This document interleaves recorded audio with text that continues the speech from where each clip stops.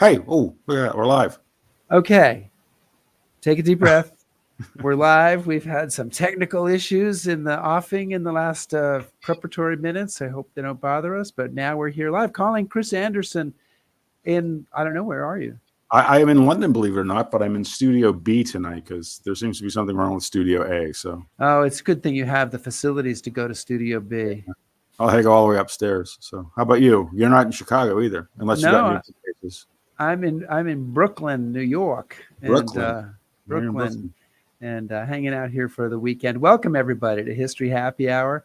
Thanks to Stephen Ambrose Historical Tours for helping to bring you this show, and check out their rich offering of military history tours at StephenAmbroseTours.com. And whether you're watching live, Chris, watching on replay, or listening on the History Happy Hour podcast. Right. We are glad you're here. And today we'll be talking about the British royal family in the years after World War II. Let us know you are here and let us know what you're drinking. And while you're doing that, Chris, I have a little quiz for you. Okay. I want to tell you about a place that I visited this week, and I'll show you a picture, and I'll see if you can tell me where this is. Walden Pond. No, I will tell you that it's in North Carolina. Oh, Moores Creek Bridge. It is Moores Creek Bridge. See, look at that. You're definitely out and about. The site of a Revolutionary War battle in 1776, February of 1776, and the last Highland broadsword charge. Yes, yeah. And also really, really great story if you check out the Battle of Moores Creek Bridge, and the commander of the Loyalists. Thank you. Most of whom were Scottish. Was a man named Donald MacDonald. I think his family had a certain sameness in the naming of him. And his wife was Flora MacDonald. And 30, 40 years earlier, she had helped Bonnie Prince Charlie escape from the Battle of Culloden. So it's all. And she realized the error of her ways and decided she was going to stay loyal this time around. Look what that got her. Yeah, it did not get her very much. She went back to Britain kind of penniless and everything. But listen, before we start the show, also, I want to thank everybody who's joining us as a Patreon patron, especially our top shelf patrons. And you can become a Patreon patron at historyhappyhour.com. But yes, have you been to Moores Creek Bridge? Because you're the one who told me about it. Many years. Yeah, many years ago. Okay. So I'm just trying to catch up with you on the places that you've been to. I think we've killed enough time. We've built up an audience here. Probably. Start the show. Give me a cue, and I'll get her going. All right.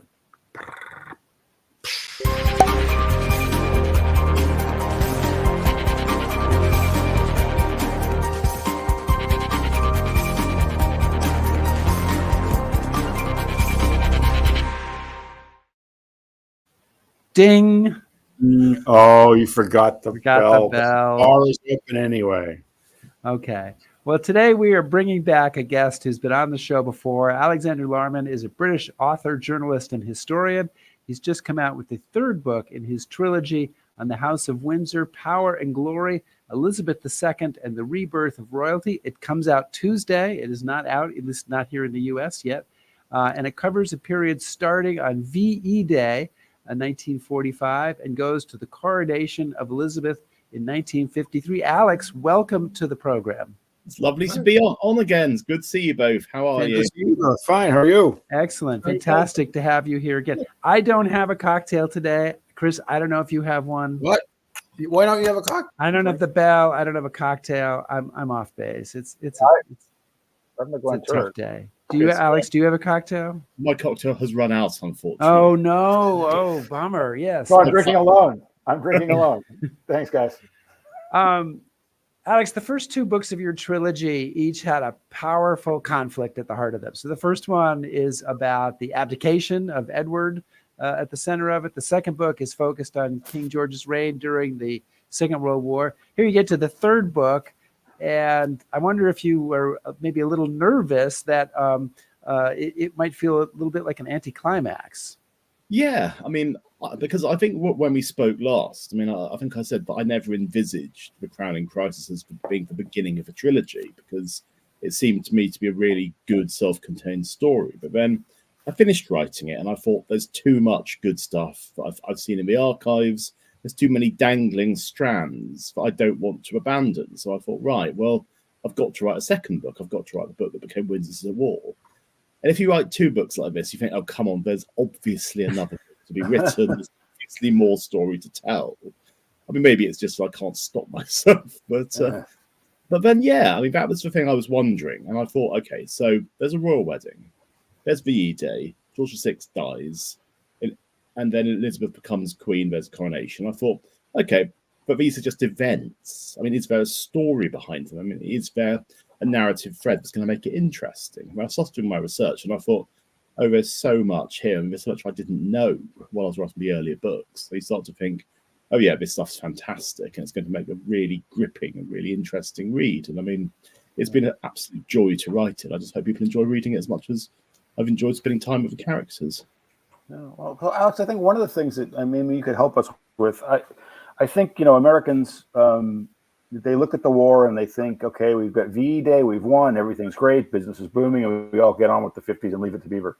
But what's this? The situation's very different in Britain. So I think before we begin the conversation, it might be helpful to kind of let our viewers know what sort of shape is Britain in, and what's sort of the mood of the nation, and all, what's the groundwork.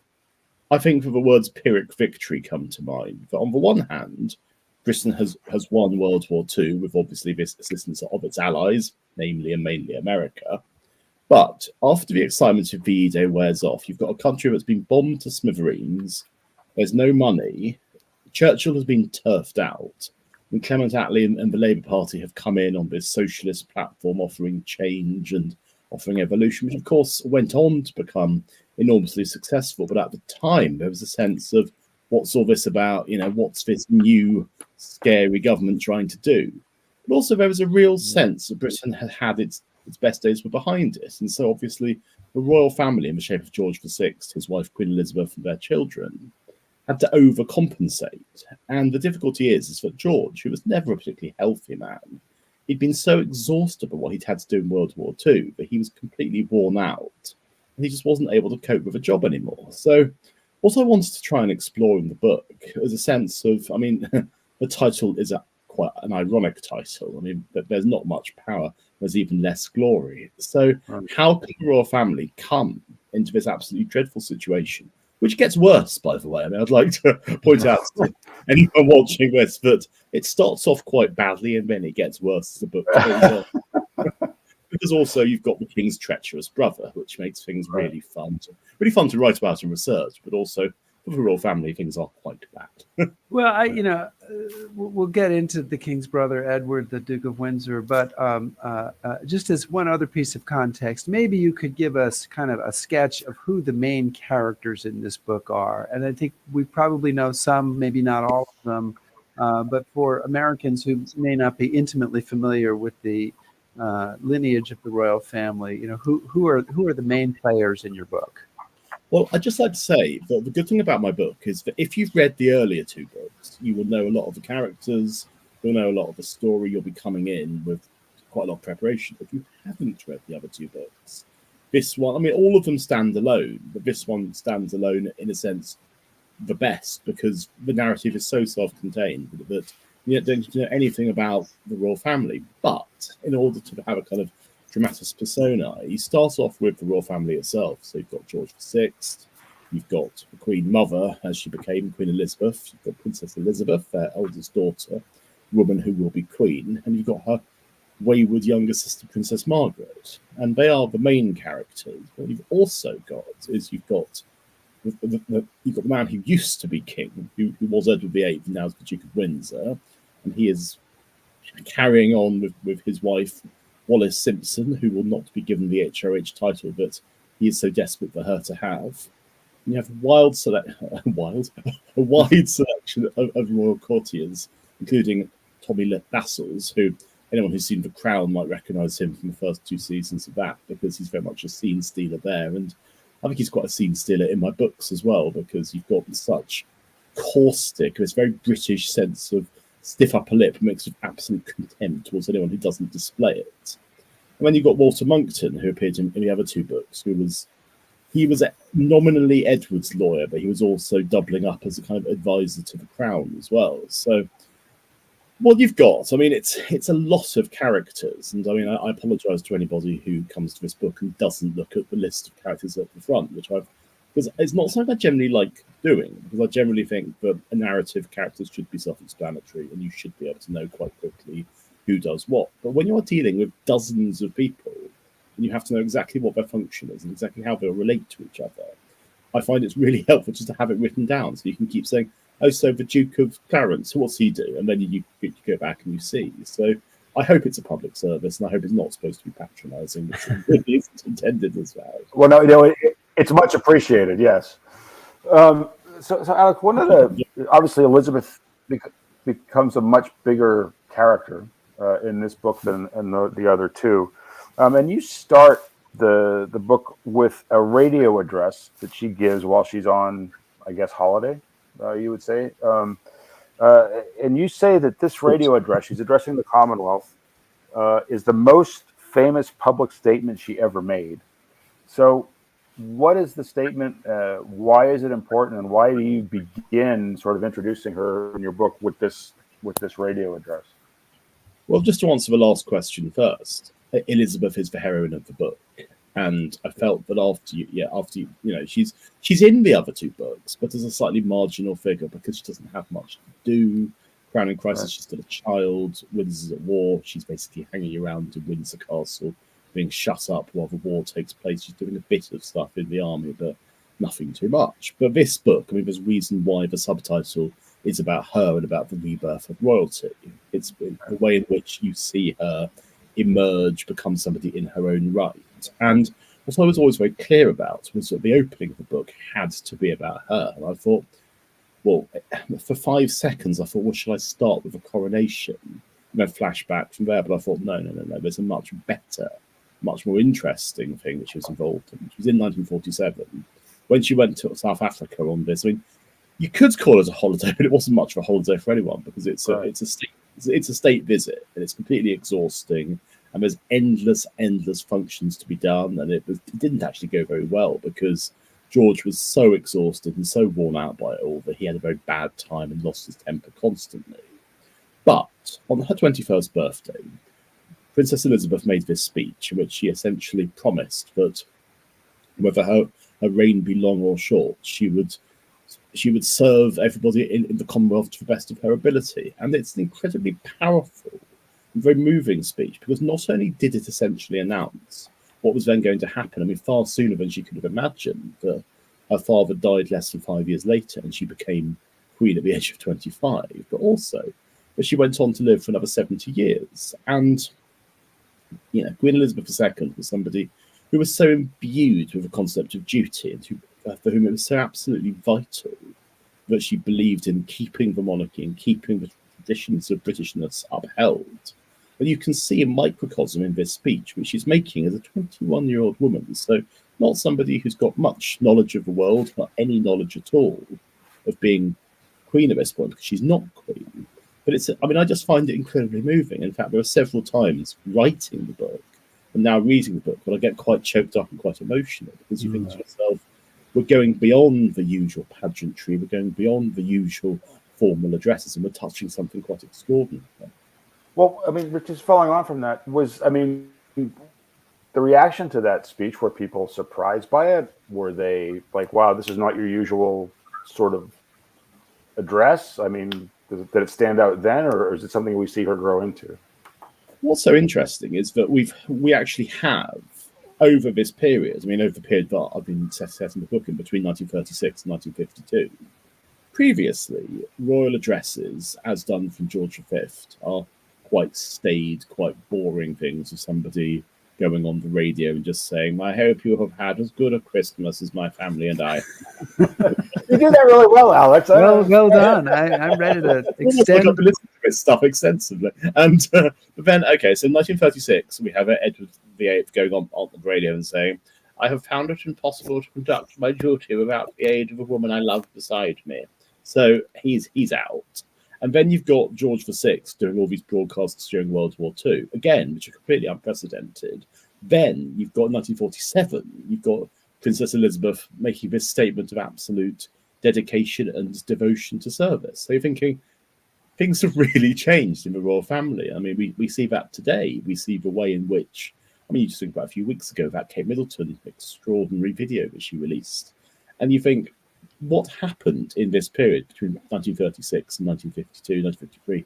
It's completely changed the idea of how we regard the royal family and how they have used the media and how they have broadcast and how they have used this form of mass communication to try and get across messages that once upon a time would have been taken a much, much longer time to get through to the public.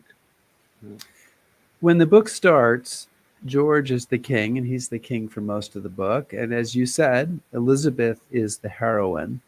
And then there is Edward, the Duke of Windsor. And I'm not going to say he's the villain, but he certainly is as close to a villain as one has in this book. And man, he is constantly squeezing other people off the stage. He is hogging the limelight in your book. I think if you looked at line readings, he might be the character that gets sort of the most space. When you set out to write this book, did you expect Edward and his various machinations against the crown to be such a big part of the book? Or were you surprised as well?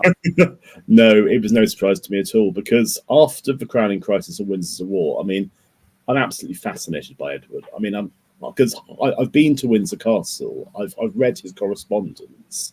I've probably spent more time with that man going through his head in the last 6-7 years, just for anybody. And so he's like a character from Shakespeare. He's somebody who's absolutely awful, and I give him the rope to hang himself with. Because what I've done in all the books I've written is to use their own words as much as I can, because I feel that it is not up to me to paraphrase what these people say.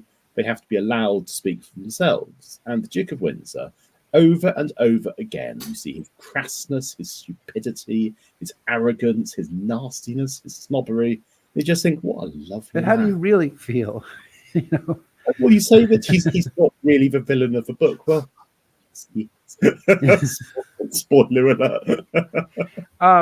He seems to have a mode of self-regard and self-aggrandizement that reminds me of a recent and perhaps future president of the United States. Did that resemblance, comparison occur to you as well as you were working on this? I think I mentioned it at one point in the book, actually. I say that this tendency he has to put himself up above everybody else and to be absolutely convinced that he is right at all times. If anyone stands against him, they're wrong. I was thinking, yeah, some of that stuff really sounds close. But also, I mean, whenever he was, because he wasn't allowed to make public speeches, but there was going to be a speech which he was going to make after his memoir, A King's Story, came out. And actually, that's one of my favourite chapters in the book, because I found the text of the speech that he never gave. And it's fascinating to read it, because you're just thinking to yourself, what on earth were you thinking? I mean, what on earth was going through your head with your brother being severely ill? He would have stood up in front of this audience of British publishers.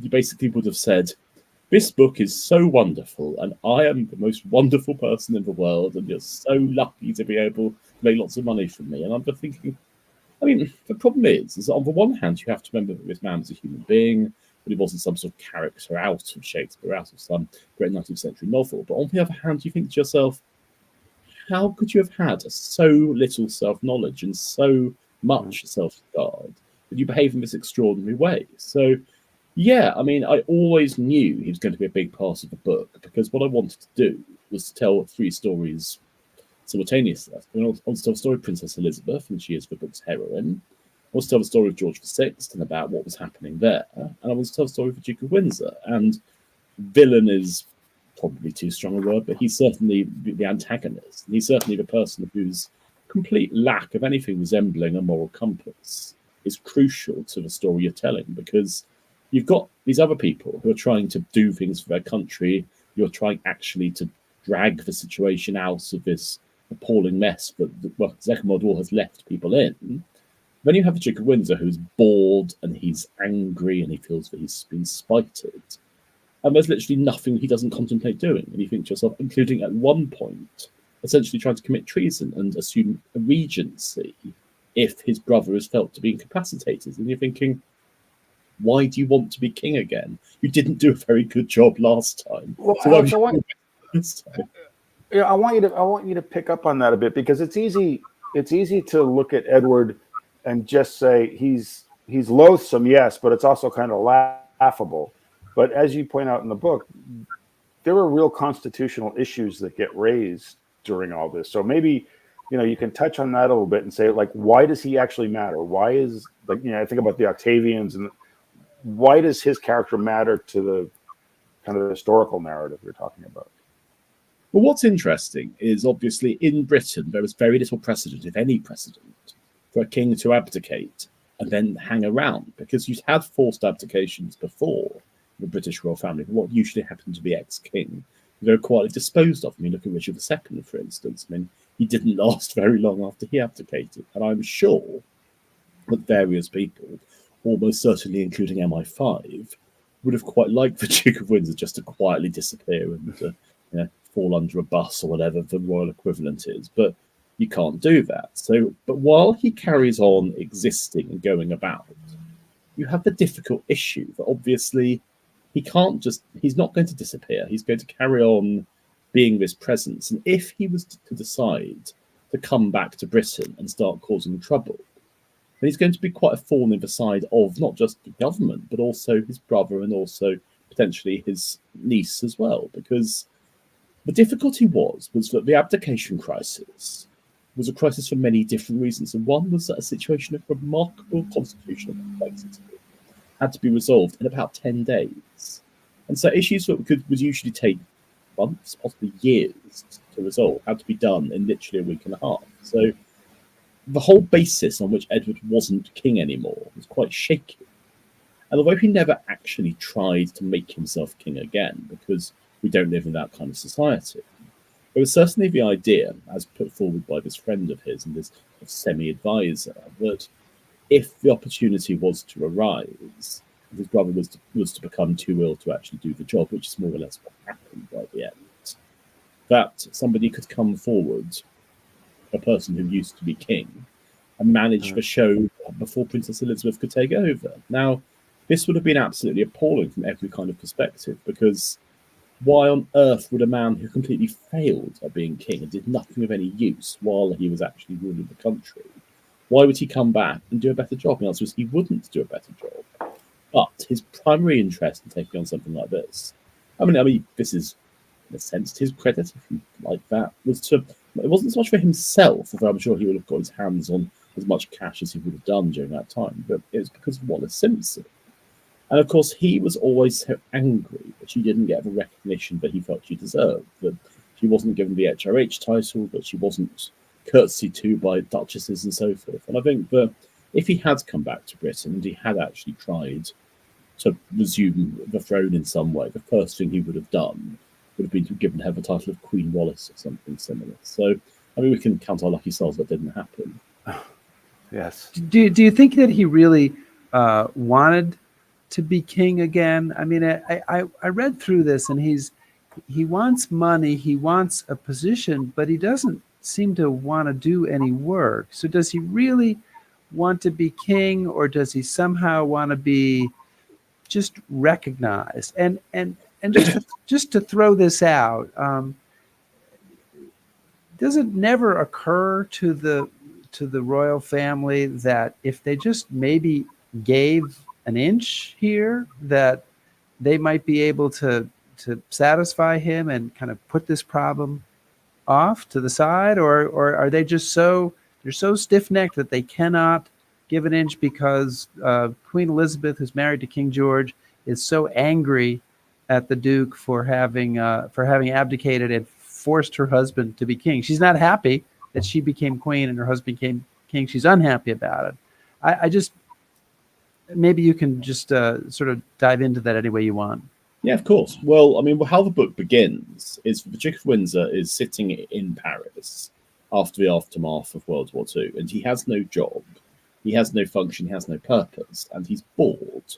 And there's a bit where essentially he's describing what he got up to in his average day, and you look at it and you think, what an astonishingly banal way to spend your life. But of course, you don't have a job, you don't have a function or a purpose, and you've got enough money to pay for servants and to pay for lavish hotels and flats and houses and so on. But you haven't got enough money to have a truly independent existence. So you're caught between two stools. And what Edward wanted, in addition to Wallace's recognition as HRH, was he wanted to be given a job by the British government that his brother would be responsible for getting him. And this job was a kind of ambassador without portfolio, that he could basically go off to America.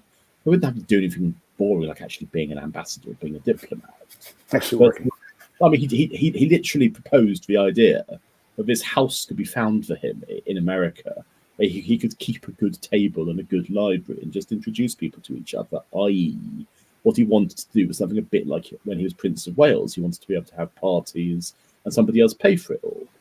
And his brother, who we must recognise as being quite a kind-hearted character, despite everything his brother had done, went quite a long way to trying to make sure this scheme could actually happen, only to be told by the government, who were not particularly well disposed towards the royal family, because Clement Attlee and Bevan and people like that, they were not Churchill, they were not dyed-in-the-wool monarchists. They essentially said, no, you can't have two diplomats, you can't have two ambassadors to America, that's absurd. And so Edward wanted a job, and he tried to get a job, and the job was impossible. And after that, it became a case of his just looking around for other things to do. But yeah, I mean, I think it's fair to say, Rick, that if he's been given this sinecure, it might have shut him up. But then again, it might not have shut him up, because he might just keep on taking. Yeah. I mean, what I always find so interesting about this period is that we have so much material, we have so much that you can look at. There are always the what-if questions. There's also the questions about, well, is there some document, some letter that might clarify something that we ask questions about that has been lost or disposed of? And I think the answer is probably not, but you never know. And certainly, I mean, this might sound bizarre, but I've gone out of my way to try and find positive aspects of Duke of Windsor. And you still haven't done it. No, there are bits in both Crown and Crisis and Windsors of War where I explicitly say, this is where I think he was hard done by. This is where he was actually trying to do something useful. This is where I think we have to give him some credit. And I think even here, there's the odd moment I thought, well, actually, I mean, you're right. Would it have been so awful for Wallace to have been given an HRH title? No, I don't think it would have done. I think actually, if that has kept them quiet and shut them up, that was probably a price worth paying. But you're right. It was Queen Elizabeth's absolute loathing of him that stopped these things happening, because she really was the power behind the throne.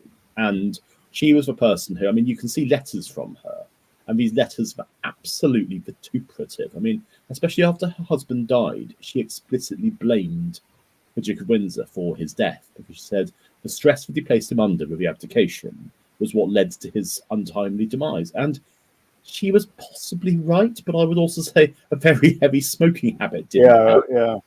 There is that. Yeah. So, Alex, I mean, so let's turn to that. We've talked about Elizabeth a little bit, and I'm sure we'll come back to her. We've talked about Edward, but the third character, as you say in the book, is King. And you have a quote about him from the journalist James Cameron. He's talking about the King during this South African trip, and he says, "Down the path from the royal train walked a solitary figure in a blue bathrobe carrying a towel. The sea was a long way off, but he went. And all alone, on the great empty beach, between surging banks of the people who might not approach, the King of England stepped into the Indian Ocean and jumped up and down, the loneliest man at that moment in the world." And that quote really struck me, and I thought, how sad. And tell us a little bit more about him and why that quote, why that journalist thought that about him. What was his sort of situation? One of the reasons why I wanted to include that quote was, I mean, I've always viewed this trilogy cinematically. I mean, I've always viewed it in terms of images. And that, to me, is the kind of image that the way he describes it, you see everything. You see this combination of the isolation with these thousands of people who want to be near him and they're not allowed to be near him. And I feel that you've got both his physical isolation, but also his emotional and mental isolation, because obviously he's a very shy man. I mean, he was not somebody who enjoyed the aspects of being king, because he had this speech impediment, which he got a bit better, but it was by no means cured. And he wasn't comfortable with the kind of public-facing aspects of the role, and especially after World War II, which brought out the best in him. He was now in a position where he had to do all these things he really didn't want to do. And I'm so glad that you mentioned that quote, because I remember reading it just thinking, you've got to feel so many things for a man in that situation. And feeling sorry for him is only part of it. There's also a sense of, I mean, it's that thing, it really is uneasy lies for head, isn't it? It's the sense that you've got this person who never wanted to be king, never expected to be king, and now he is king. And how do you deal with that? I mean, how do you spend your life knowing? But, I mean, because if he hadn't been king and he'd just been the Duke of York, then that would have been fine. Because ultimately, there's not a lot expected from you if you're a royal brother. I mean, you do a few events and you smile. Cut some ribbons. But you don't actually have... I mean, that's how the Duke of Kent, the younger brother who died in World War II, how he was able to get away with so much bad behaviour in the 1920s, because nobody was watching very closely. As if you're king, you are being watched all the time. And you don't have a sense of being able just to go off duty for a few weeks or even a few months. You've got to be constantly watched by everybody. And so I would absolutely love one day to see a film or a TV series about that South African trip, because it's so full of incident and so full of these things happening. Well, I want to remind everybody that we're talking to Alex Larman, who is the author of Power and Glory, Elizabeth II, and the Rebirth of Royalty. And we haven't talked about Elizabeth and her courtship with Philip, and we'll get to that. But just to follow up, you were saying you'd love to see a movie about the South African trip. I would love to see a movie about Elizabeth's time in Malta when she was a young mother, and her husband has been made, I think, initially the second in command, or eventually the commander of a British naval ship, not a U.S. naval ship. And she goes off to live in Malta, which is where he's based out of. And she is basically, and leaves the kids behind, right? Yeah. Leaves the kids behind with the nanny. But she's basically just off being a young housewife, woman, no royal responsibilities. I'd like to know more about what happened to her during that period. Well, I find what I've always been really interested in, and I suppose I've tried to do this in all the trilogy, is to explore the heightened psychological states you get to of ordinary people leading extraordinary lives in extraordinary circumstances. And obviously, you could say that if you're a member of a monarchy, you're never ordinary, and that's a fair point. But yes, what's it like to be Princess Elizabeth and to have had a life of constant scrutiny, knowing you're going to be queen, increasingly thinking you're going to be queen quite soon, then all of a sudden you're offered this chance to go off and have a normal life. And you want to have a normal life, and you go to Malta, and you can actually start to be, you can be with your husband who you love very much, actually start to think that you've got having a normal marriage, where you're not this constant object of scrutiny. And what's so frustrating for us at the moment is that it's pretty much accepted that Elizabeth kept a diary for most, if not all, of her life. Nobody has ever seen this diary. So it is sitting somewhere, waiting for, I presume, the authorised biographer of Elizabeth II to be given access to it. But it'd be so fascinating to see what exactly she was thinking, because one thing about her is that we, in a sense, we have to project our own images of the person that she was. We know that she was dutiful, we know that she was committed to both the institution of the monarchy and her own role within it. But the question we have to ask is, what were you thinking? I mean, were you thinking when you were in Malta this could last? Did you think that this was something perhaps that was going to go on for any amount of time, or did you know it was always going to be a very short-lived period? Because it's a cruelty, isn't it, that you've been shown exactly how happy you could be if you didn't have to go back to public service, if you didn't have to go back to being this figure who's going to be scrutinised for the rest of her life. But then the counter-argument to this is service was important to her. That was the pact that she made on her 21st birthday. That was what she offered the Commonwealth. And just because you've been given this brief glimpse of freedom and the lack of responsibility doesn't mean that you can't go back and think, right, well, I know that my duty is greater than my own personal happiness.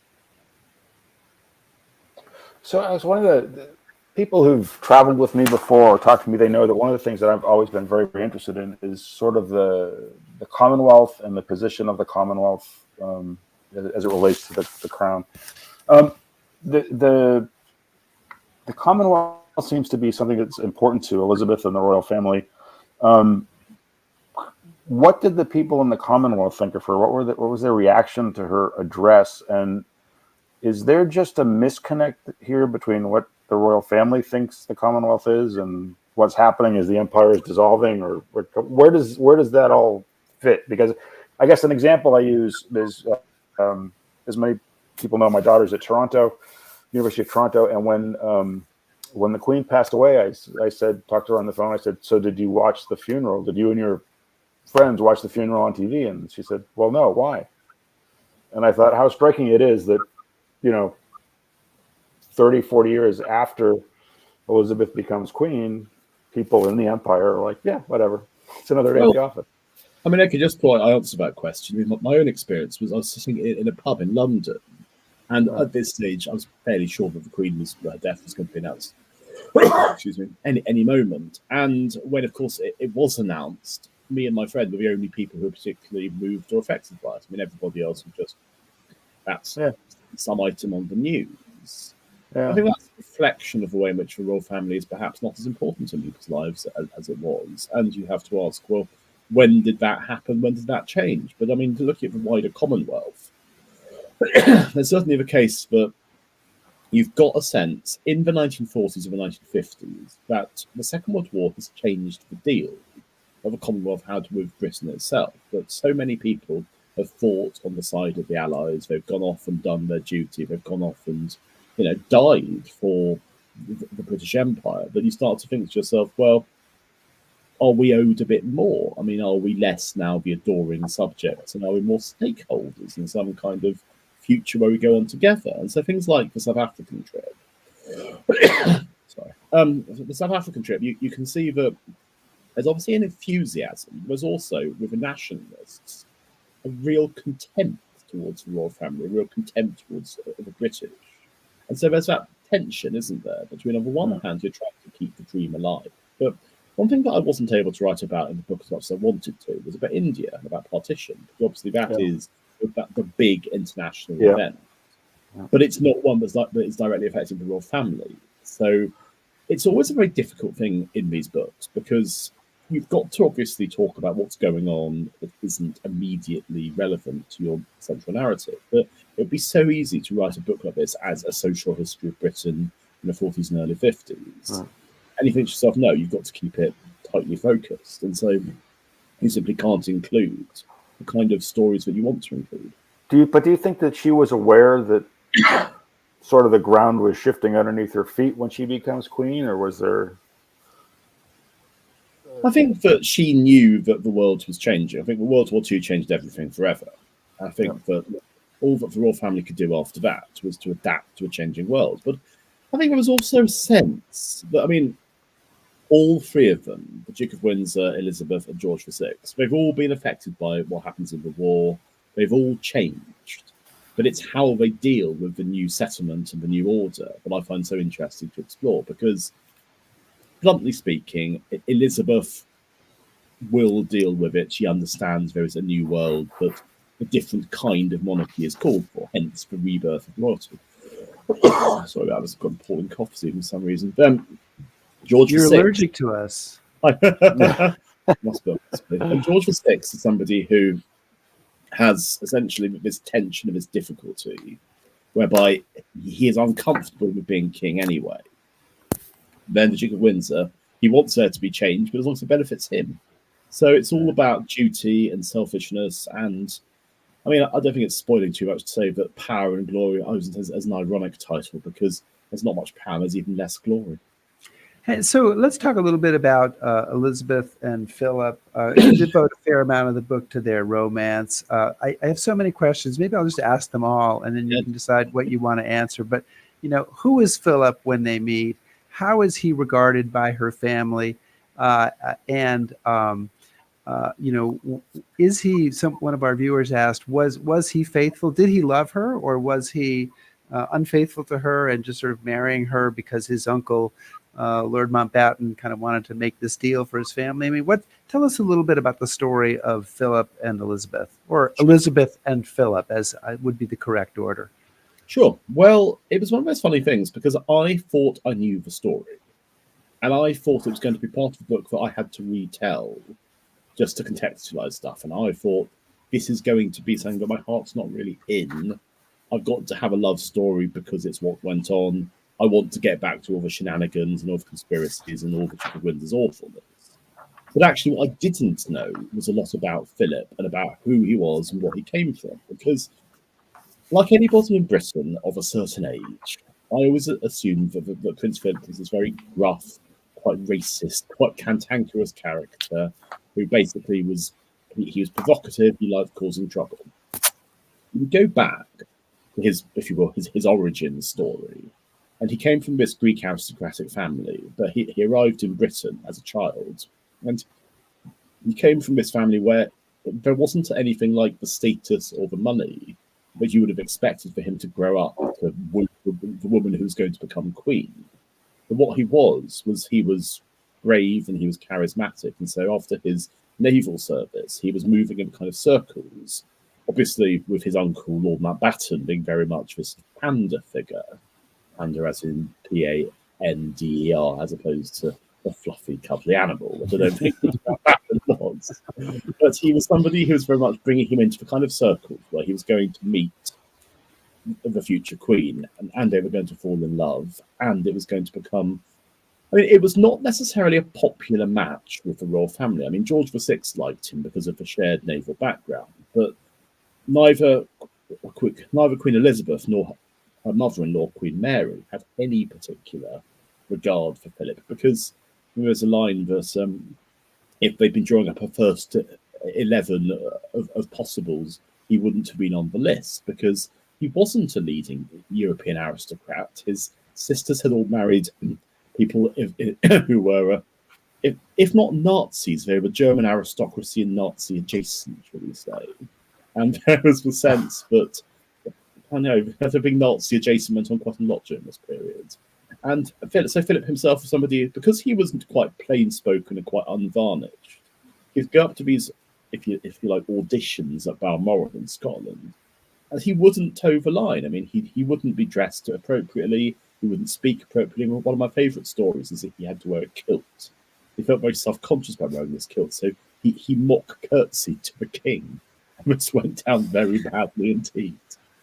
But what I found myself doing, and it's interesting because what I do, because I think every writer does, is I read every review that anyone puts on Amazon or Goodreads with enormous interest, because I'm absolutely fascinated to see what people think of the books. And one person said that Philip comes across as badly as you'd expect he does. And I thought, oh dear. I mean, I really didn't intend his presentation to be negative, because actually I ended up quite liking him. And my favourite story about him is when, just before he and Elizabeth got married, there was a display of all the various gifts that had been sent over. And Gandhi sent over his tray cloth, and it was on display. And Queen Mary saw it and said, "Oh, horrible man. He sent over his loincloth. Oh, how revolting." And Philip said, no, it isn't revolting. I don't think it's horrible at all. Gandhi is a great man. He's a very great man. And to say this in 1947, at the height of partition, and Gandhi was quite a controversial figure, to this woman who you know doesn't like you, you don't care.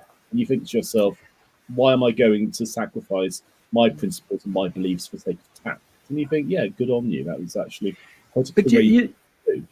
No, one of the things about him that really struck me is he was kind of badly treated by some of the members of her family. And I would have thought that he and she, Queen Elizabeth, might have had that in mind 30 years later when they have a young woman who's joining the royal family for the first time. And they seem to have completely forgotten this, or at least not applied the lessons that one might have learned from that. Well, it's so interesting, isn't it? Because obviously, so many people watching and listening to this, I'm sure, will know the story from The Crown. And while we don't have time to go into it was The Crown factually accurate or not discussion, certainly presentation of the relationship between Philip and Diana in that alternates wildly between a kind of closeness and between a sort of almost Philip threatening her. And you think to yourself, what did Philip actually think of Diana? I mean, instinctively, you would have thought that he would have more in common with somebody like Camilla, because there are people who are outgoing, sporty, like riding and stuff like that. Diana wasn't like that. But on the other hand, Philip was somebody, I suppose, who, after initially being very anti the whole royal family, being anti all the protocol and anti all the various things that had to be done, I think as time went on, he saw himself as the custodian of it. And Drink the Kool-Aid. Yeah. Well, but that's it, isn't it? If you become part of an institution, after a while, that is your life. I mean, you can't be fighting it forever if you're in it for 50 years. But I do find it fascinating. And I mean, what's been frustrating for me is that this is the end of a trilogy. And although I'm sure I'm going to write books that involve the royal family or a royal family adjacent again, I can't imagine following this particular narrative into the present day, because I don't think that I'm the person to tell that story. But there's so many parts of the story I'd love to delve into. And Philip and his relationship with Diana is one of them. So, Alex, another one of the relationships I think that's important, and maybe you can kind of talk a little bit about, is the relationship of Churchill with Elizabeth, because, you know, as you point out at the beginning, let's just say it's not a warm relationship, but that changes. So can you talk a little bit about kind of how it starts and what Churchill is thinking, and take it from there? Sure. Well, actually, I mean, one technical thing at this point is for all of my books, I've had to cut loads of material. And in every single case, you're not cutting it because it's libelous or because it's hurtful or even because it's boring. You cut it because you have to concentrate on moving the narrative forward.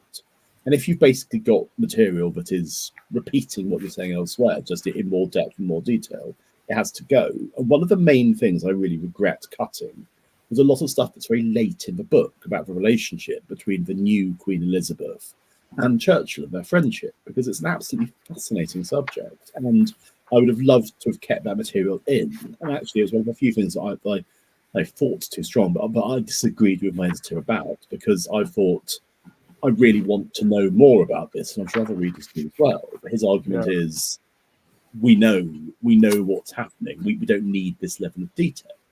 But essentially what happened was that Princess Elizabeth and Churchill had a perfectly polite relationship. There was no particular knowledge. And after George VI died, sort of suddenly, although not quite unexpectedly, Churchill was absolutely inconsolable, because he had a very good friendship with George VI.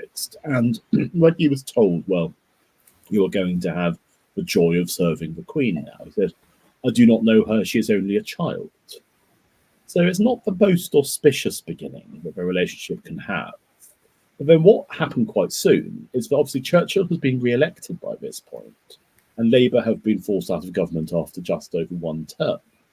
And Churchill is quite old. I mean, he's not the figure he was in World War II. It's 7 years after the end of World War II. So he wasn't young then. So he's quite an old man, and he's had strokes, and his health is not brilliant, but he's still seen on both sides of the Atlantic as well as the major political figure of the time. So Elizabeth having him as her mentor is obviously quite a useful thing. I mean, to have him as your first prime minister was quite the thing. To have Liz Truss as your last prime minister. I was going to say your last one. We know where that went. I was going to say it's a really reductio ad absurdum there. But anyway, so relationship between Churchill and Elizabeth was excellent. And we used to go for these hour-long meetings together, the traditional things that the king or queen would always have for the prime minister. And one of my favourite stories is there would always be gales of laughter coming out of the room. And Churchill would go dressed as if he might have been dressed in the sort of Edwardian era. He'd go formally attired in a top hat, which, I mean, even by then was massively anachronistic.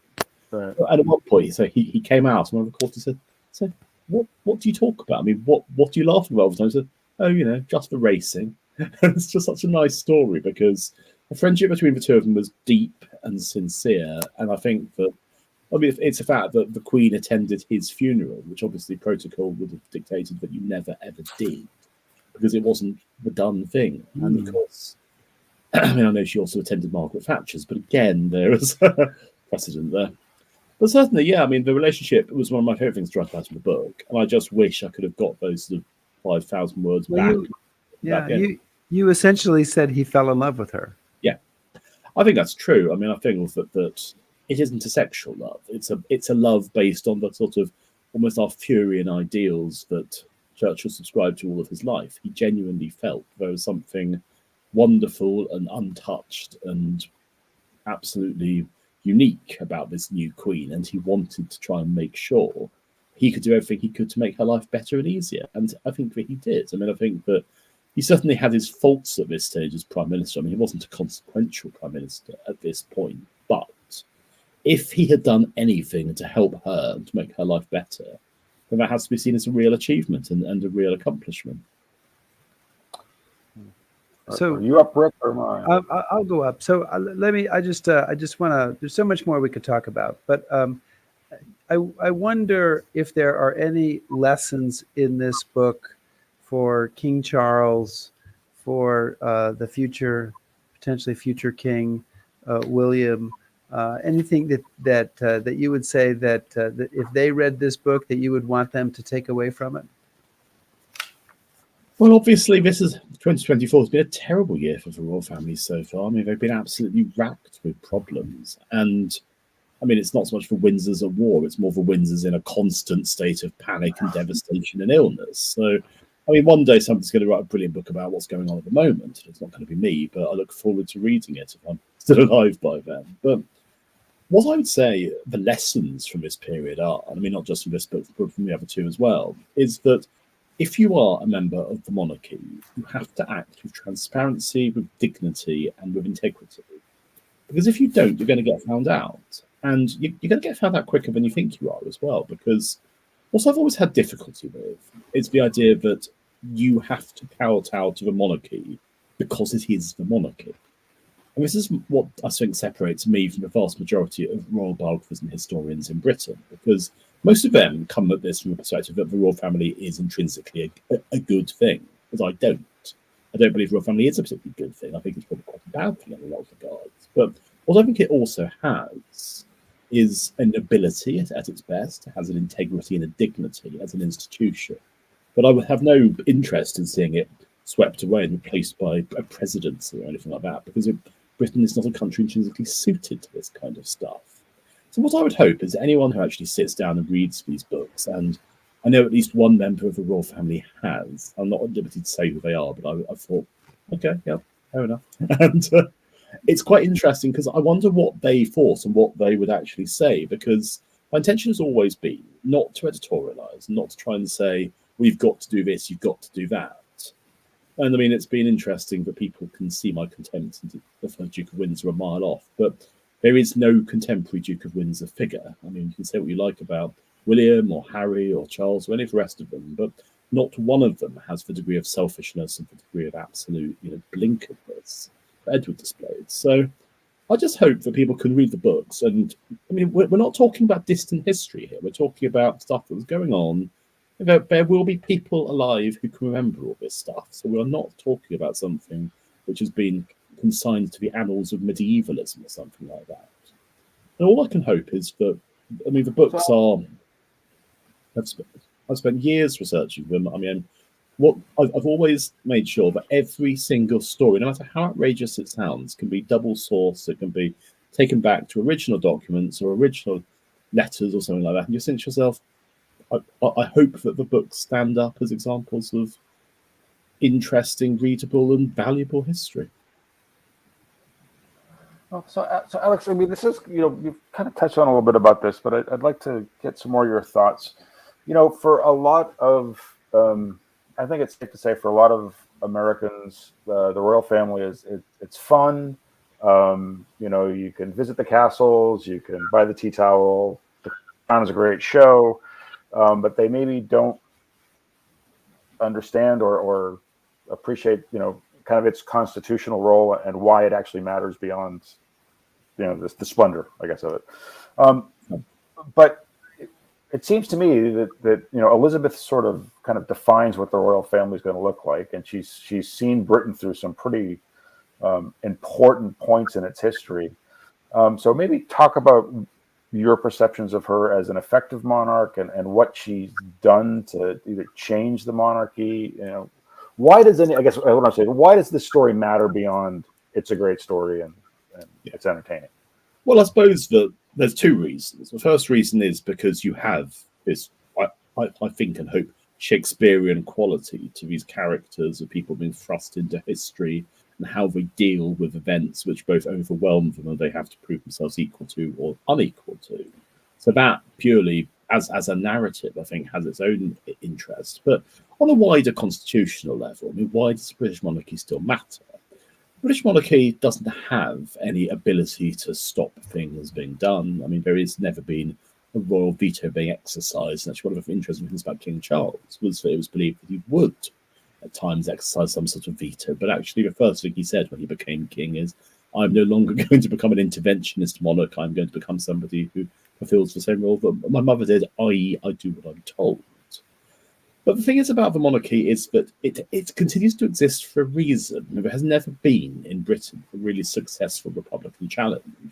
Apart from, of course, Cromwell, but that was a while ago.